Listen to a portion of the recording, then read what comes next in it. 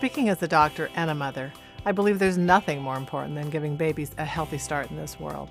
Good nutrition is essential to that healthy start and should be an expectant mother's top priority, whether she's hoping to get pregnant, is already pregnant, or has just delivered her baby.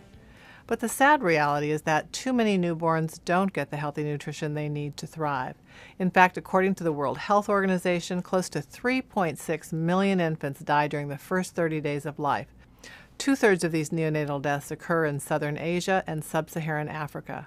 And more than one-third of child deaths are thought to be caused by maternal or child undernutrition.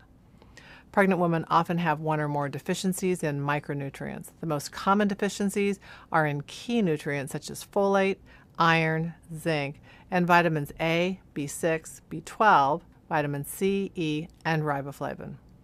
But the good news is that these deficiencies are easy to prevent if expectant mothers make a commitment to eating a variety of healthful foods daily and to take quality supplements. There are many issues related to poor nutrition that can have a negative impact on an expectant mother during the pregnancy as well as after her pregnancy.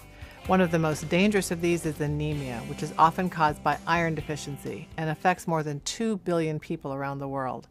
How much iron you absorb is highly dependent on your diet, and there are foods that can actually inhibit how much iron you absorb from your diet.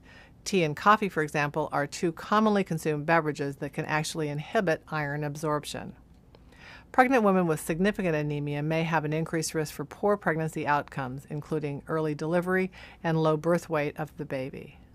Glucose intolerance, or the body's inability to regulate blood sugar, is another serious condition that may have a negative impact on pregnancy. If glucose intolerance or gestational diabetes is first diagnosed during pregnancy, the mother has between a 20 and 50% chance of developing full-blown diabetes in the next 5 to 10 years after the pregnancy. Gestational diabetes also can cause a variety of labor and delivery complications, and it is also dangerous for the newborn. It may even cause fetal death. But the way to prevent this is to control pregnancy weight gain through exercise and following a healthy diet. High blood pressure or hypertension is another potential risk for pregnancy. When it occurs, it can decrease the blood flow to the placenta, which can increase the risk of labor difficulties, including toxemia, also known as preeclampsia.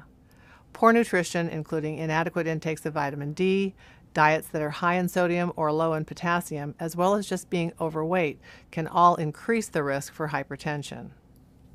Osteoporosis is a long-term complication of pregnancies, and the more pregnancies a woman has, the higher her risk. Adequate intakes of calcium and vitamin D, along with having an active lifestyle, are actually the best ways to avoid osteoporosis. While it's very important that women of childbearing age focus on good nutrition before, during, and after pregnancy, I should also note that focus should start with achieving a healthy weight prior to becoming pregnant. A BMI or body mass index of 20 to 25 is ideal. Research shows that obese women, that means having a BMI of greater than 30, as well as women who are underweight with a BMI of less than 20, all tend to have problems becoming pregnant and also are at higher risk for complications both during pregnancy and childbirth.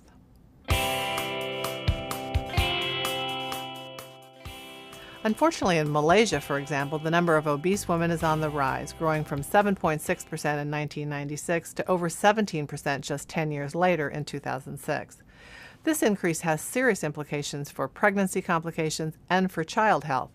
Mom being overweight or obese before or during pregnancy can actually increase the risk for serious health conditions such as gestational diabetes, hypertension, toxemia, and even maternal or child death. So helping moms get to and maintain a healthy weight before, during, and after pregnancy is vital. So poor nutrition doesn't just impact the mother, but it also can have a potential negative impact on the newborn baby as well. It can increase the risk of intrauterine growth retardation, premature birth, low birth weights, birth defects, and increased risk for infections.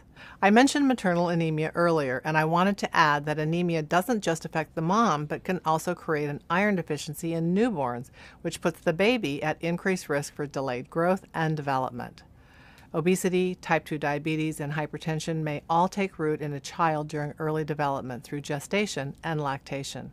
In fact, a recent review study found that poor prenatal dietary intakes of protein and micronutrients are associated with an increased risk of adult obesity. That certainly is no one's idea of giving a baby a good start in life.